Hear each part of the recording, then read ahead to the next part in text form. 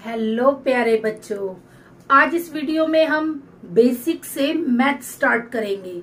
वैसे तो मैंने ये चैनल बच्चों को हिंदी सिखाने के लिए बनाया था कि कोई भी इस पर आसानी से हिंदी सीख सकता है, लेकिन कुछ जनों के कमेंट आने के बाद कि आप हमें बेसिक से इंग्लिश और मैथ भी सिखाइए, तो उसके बाद मैंने अपने चैनल पर बेसिक से इंग्लिश सिखाना और बेसिक से मैथ सिखाना, अभी मैथ सिखाना शुरू नहीं किया है, बेसिक से इंग्लिश चालू कर दी है मैंने। और आज मैं बेसिक से मैथ सिखाने की वीडियो भी शुरुआत आज कर रही हूँ। तो आज ही मेरी मैथ्स की पहली वीडियो है।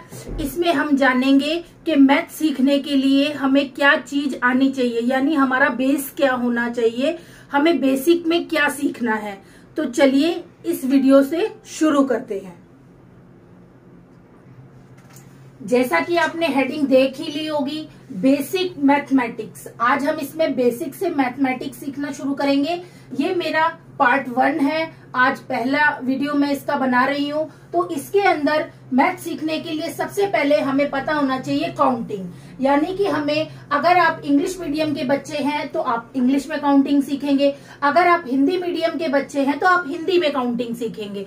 तो जिसको जिस चीज में काउंटिंग आती है वो उसी तरीके से इस वीडियो को सीखे। मतलब मैं हिंदी में भी बताऊंगी और मैं इंग्लिश में भी बताऊंगी, मैं दोनों तरीके से आपको मैथ्स बताऊंगी।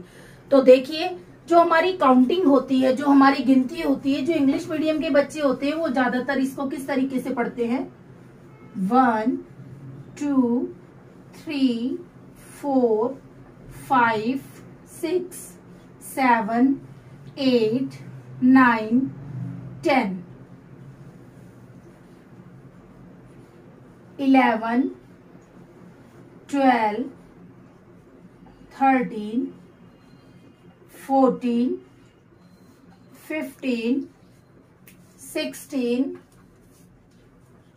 17 18 19 और 20। तो इस तरीके से हमें इंग्लिश में काउंटिंग आनी चाहिए। सबसे ज्यादा जरूरी है इनकी पहचान होना कि ये क्या लिखा है। आपको पहचान होनी चाहिए कि ये 1 है। क्या है ये? 1 2 3 4 5 6 7 8 9 और 1 0 10। ऐसे ही 1 1 11 1 2 12 1 3 13 1 4 14 1 5 15 1 6 16 1 7 17 1 8 18 1 9 19 और 2 0 20। तो मैंने आपको इसमें 20 तक काउंटिंग बोलना सिखाया। आपको इस तरीके से ही आगे की भी काउंटिंग बोलना सीखना है। और जब तक आप काउंटिंग याद नहीं कर पाएंगे, जब तक आपको काउंटिंग की पहचान नहीं हो पाएगी, जब तक आपको काउंटिंग की पहचान नहीं होगी, तब तक आप कुछ भी नहीं सीख सकते। अगर आपको बेसिक से मैथ सीखना है तो सबसे पहला स्टेप जो होता है वो काउंटिंग होती है, चाहे वो हिंदी में हो चाहे वो इंग्लिश में हो। तो इसी तरीके से ही जब आप 2 0 20 सीख जाते हैं तो आप नेक्स्ट लाइन जो हमारी होती है 2 1 21 2 2 22 2 3 23। आप इसी तरीके से ही बच्चे को बताएं कि यहाँ पर 30 आएगा। 30 के बाद आप 31 की लाइन पे जाएंगे, 31 की लाइन पे जाएंगे, फिर ऐसे ही 40 की लाइन, 41 की लाइन, 51 की लाइन, 61 की लाइन। तो आप इसी तरीके से ही पहले बच्चे को काउंटिंग सिखाएं, काउंटिंग के बाद ही हम आगे की चीजें कर पाएंगे। अब मान लीजिए आपको काउंटिंग याद हो गई इंग्लिश में, आप हिंदी में कैसे बोलेंगे? चलिए, इंग्लिश में हमने देखा कि हम काउंटिंग कैसे पढ़ते हैं, अब हम हिंदी में भी इसको पढ़ना सीखेंगे। तो देखिए, ये हमारा लिखा है 1 2 3 4 5 6 7 8 9 और 10। ऐसे ही 11, कई जने 11 बोलते हैं, कई जगह बच्चे मतलब स्कूलों में या कई जगह ऐसे सिखाया जाता है कि 10 और 1 11, कई 1 और 1 11 भी बोलते हैं। तो आपको जो तरीका आसान लगे, जिस तरीके से आपको समझ में आए, आप वो तरीका इस्तेमाल कर सकते हैं। मेन हमारा पर्पस है कि हमें काउंटिंग याद होनी चाहिए। तो इसको पढ़ते हैं। 11 12 13 14 15 16 17 18 19 20 21 22 23 24 25 26 27 28 29 30। तो मैंने यहाँ पर आपको 30 तक गिनती सिखाई है। आगे की गिनती भी इसी तरीके से आप बोलकर सीख सकते हैं। अगर मैं पूरी गिनती कराने लगूंगी तो ये वीडियो बहुत लंबी हो जाएगी, तो इसलिए आप इसमें मैंने आपको इतनी काउंटिंग सिखा दी है, बाकी की आप आगे की लिख लें अपनी कॉपी में और उसको याद करें, उसको बोलना सीखें। तो चलो मैं थोड़ी सी और लिख देती हूँ, कोई बात नहीं। 32 33 34 35 36 37 38 39 और 40। ऐसे ही 41 42 43 44 45 46 47 48 49 और 50। तो देखिए हमने 50 तक गिनती पढ़नी सीख ली है। बाकी की आप खुद अपनी कॉपी में लिखेंगे और याद करेंगे। अगर आप इंग्लिश मीडियम वाले बच्चे हैं तो आप इंग्लिश में याद कीजिए, हिंदी मीडियम वाले बच्चे हैं तो हिंदी में याद कीजिए, और सबसे अच्छा होगा कि आप दोनों में ही याद कीजिए। तो मैं इस गिनती को अब मिटा देती हूँ और आगे की चीजें जो अब हमें करनी है हम वो सीखेंगे। काउंटिंग आ जाने के बाद हमें सबसे पहले सीखना होता है एडिशन। सबसे पहले हमारा पहला स्टेप होता है काउंटिंग। जब हम काउंटिंग सीख जाते हैं, हमें काउंटिंग की पहचान हो जाती है, तो उसके बाद जो हमारा नेक्स्ट स्टेप आता है वो है हमारा एडिशन, यानी कि जमा। इंग्लिश में इसको एडिशन बोलते हैं और हिंदी में इसको जमा बोलते हैं। तो चलिए इसको सीखते हैं। जैसे कि मान लो आपको 2 डिजिट दे दी, आपको 2 डिजिट दे दी, ये आपका 2 है, ये आपका 3 है। तो आप बच्चों को किस तरीके से कराएंगे? या तो आप उन्हें फिंगर पे करवाएं या फिर आप उन्हें लाइन डाल के कराएं। पहले स्टार्टिंग में आप उन्हें लाइन डाल के करवाएं, बाद में जब बच्चे सीख जाएं तो आप उनकी फिंगर का यूज भी कर सकते हैं, उनको फिंगर पे काउंटिंग को गिनना बता सकते हैं। तो देखिए ये हमारा लिखा है 2 यानी कि 2, तो यहां हम डालेंगे 1 2, ऐसे करके हम 2 लाइंस डालेंगे। ऐसे ही नेक्स्ट हमारा नीचे लिखा हुआ है यहाँ पे 1 2 3, तो ये हमने 3 लाइंस डाल ली। तो अब हम क्या करेंगे, इसके बाद वाला स्टेप जो हमारा होगा, इन सारी लाइंस को गिनना और एक साथ गिनकर यहां पर लिखना। एक साथ हम इन्हें काउंट करेंगे 1 2 3 4 5। तो हमारी ये कितनी लाइंस है? 5। तो हम यहाँ क्या लिख देंगे? 5। तो आप बच्चों को इस तरीके से छोटे छोटे सवालों से शुरू करें, छोटे छोटे ऐसे सम्स दें, फिर आप उनको बड़े सम्स पे लाएं। तो देखिए एक तरीका ये होता है, एक दूसरा तरीका भी होता है। जैसे कि मान लीजिए आप इस तरीके से भी समझा सकते हैं 2 + 3। अगर मान ली यही सवाल इस तरीके से आए तो आप क्या करेंगे, यहां पर बच्चे को बताइए कि यहां पर आएंगी 2 लाइंस, 1 2 और ये कितना है 3, तो 1 यहां पर ना लिख के यहां लिखवाइए 1 2 3। अब इन्हें काउंट करवाइए 1 2 3 4 5, तो यहां लिख दीजिए 5। तो इस तरीके से आप बच्चों को प्लस करना सिखा सकते हैं। अब मैं थोड़ी बड़ी डिजिट ले लेती हूँ।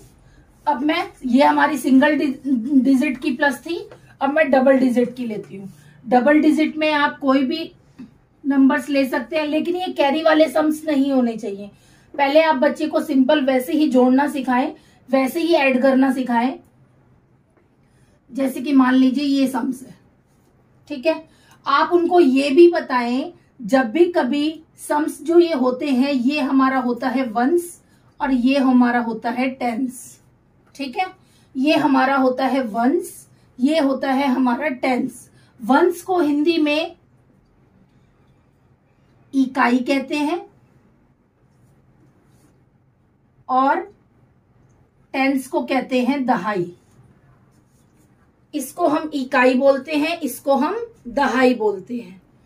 तो अगर आप हिंदी मीडियम के हैं तो आप इस तरीके से कर लीजिए, नहीं तो इंग्लिश मीडियम में वंस और टेंस इसको बोलते हैं। तो मैं एक चीज मिटो देती हूँ ताकि आप कंफ्यूज ना हो जाए। तो देखिए ये हमारा वंस है। अब हमें हमेशा सवाल जो है वो वंस से शुरू करना होता है, इसीलिए हमें ये चीज बच्चों को सिखानी पड़ती है कि जो हमारा सवाल जो होता है यहां से स्टार्ट होता है, वंस से। लेकिन बच्चे क्या करते हैं, पहले यहाँ प्लस कर देते हैं, इनको करके यहाँ लिख देते हैं, फिर यहाँ लिख देते हैं, और जब कैरी वाले सम्स होते हैं तो वो गलत हो जाते हैं। तो हमेशा उनको बताएं कि वंस से, जो हमारा वंस की जो डिजिट होती है, यहाँ से हमारा सवाल स्टार्ट होता है। तो देखिए यहाँ लिखा है 3, तो मैं यहाँ 3 लाइन्स डालूंगी, 1 2 3। यहाँ लिखा है 3, तो यहाँ पर भी मैं 3 लाइन्स डाल दूंगी। अब मैं इनको काउंट करेंगे, 1 2 3 4 5 6। कितना आया, 6। तो 6 का 6 आ जाएगा यहाँ पे। ऐसे ही यहाँ पर कितना लिखा हुआ है, 2, तो मैंने 2 लाइन्स डाल ली। यहाँ लिखा है 6, 1 2 3 4 5 6। अब इन लाइन्स को काउंट करेंगे, 1 2 3 4 5 6 7 8। तो यहाँ पर क्या आ गया, 8। तो आपने देखा, पहले हम सिंगल डिजिट के हमने सवाल सीखे, अब हम डबल डिजिट पे आ गए। अब हम सीखेंगे कैरी वाले सम्स। कैरी वाले सम्स को हिंदी में जमा के हासिल वाले सवाल भी बोलते हैं। तो इसके लिए हम 2 डिजिट ले लेते हैं, कोई भी। देखिए ऐसे 7 6 8 9। मान लो इसको हमें प्लस करना है, ठीक है। अब हमारा ये वंस है और ये क्या है, टेंस। तो ये मैं यहां ना लिख के थोड़ा सा ऊपर लिखती हूँ, क्योंकि इसमें कैरी भी आएगी, यानी कि हासिल भी आएगा, वंस और टेंस, ठीक है। तो अब मैंने यहाँ पे गैप दे दिया है। तो अब ये हमारा 6 है। अब जैसे कि बच्चे फिंगर पे मतलब लाइनें डाल के सीख गए हैं इनको जोड़ना, तो आप उन्हें फिंगर पे बताइए। तो फिंगर पे आप किस तरीके से बता सकते हैं, देखिए ये मेरा हैंड है। आप देखिए यहाँ पर सबसे पहले लिखा है 6, तो हम कैसे गिनेंगे, 1 2 3 4 5 6, यहां तक आया। उसके बाद हमारा क्या लिखा है, 9। तो अब हम 9 आगे और बढ़ जाते हैं। तो 1 2 3 4 5 6 7 8 और 9 आ गया अब हमारा। अब इन सारों को हम गिन लेते हैं।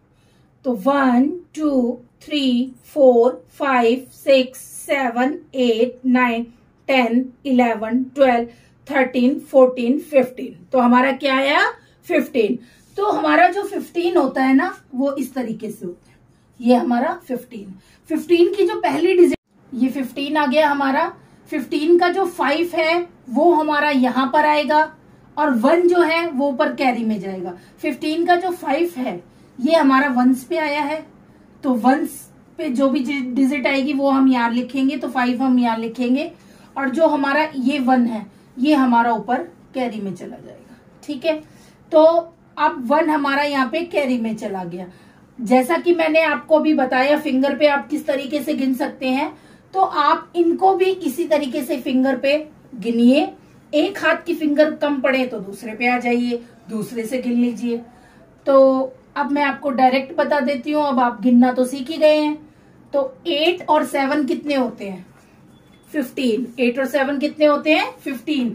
15 में आपको इस कैरी को प्लस करना है। 15 में आपको इस कैरी को प्लस करना है, यानी इस हासिल को जोड़ना है। 15 और 1 16। तो ये आपका सवाल हो गया। देखिए कितनी आसानी से सीखा आपने। ऐसे ही मैं आपको एक दो सवालों की और प्रैक्टिस कराती हूँ। इस वीडियो में हम इतना ही करेंगे। वैसे तो इसके एडिशन के बाद हमारा सब्ट्रैक्शन आता है, मल्टीप्लिकेशन आता है और फिर डिवीजन आता है, लेकिन इस वीडियो में खाली हम एडिशन सीखेंगे और अपनी जो आगे आने वाली वीडियो है उनमें हम आगे की चीजें सीखेंगे। तो देखिए मैं एक सवाल और दे देती हूं आपको। ये देखिए मैंने एक सवाल और ले लिया। ये हमारा वंस है, ये हमारा टेंस है और ये हमारा 100 है। ठीक है, तो 6 और 6 कितने होते हैं? 6 और 6 होते हैं 12। तो 12 कैसे लिखते हैं? ऐसे लिखते हैं।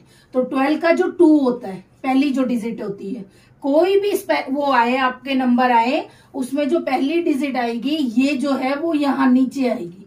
तो 12 का 2 यहाँ आ गया और जो आगे का 1 बचा वो यहाँ पे कैरी में चला गया, हासिल में चला गया।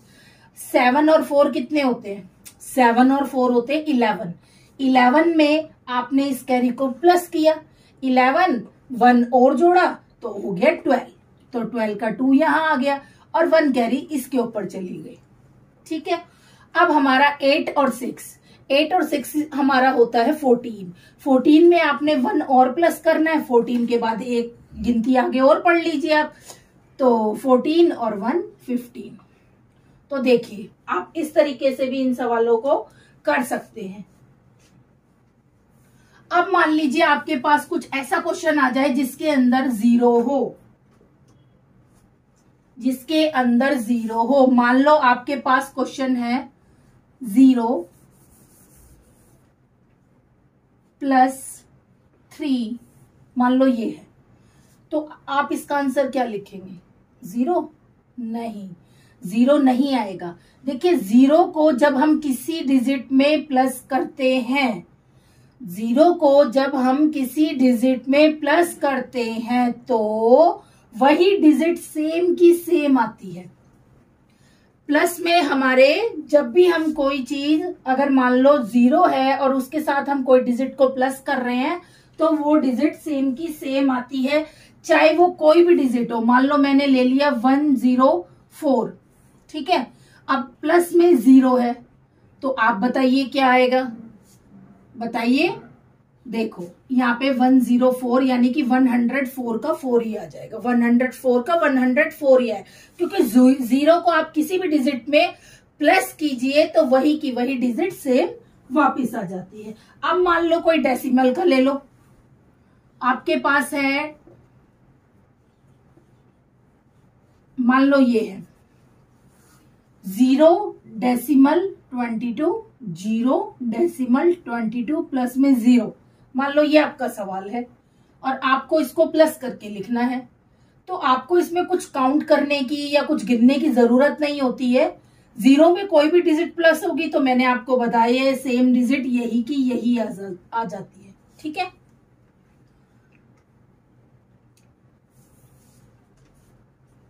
अब आगे मान लो आप 0 को y में प्लस करते हैं।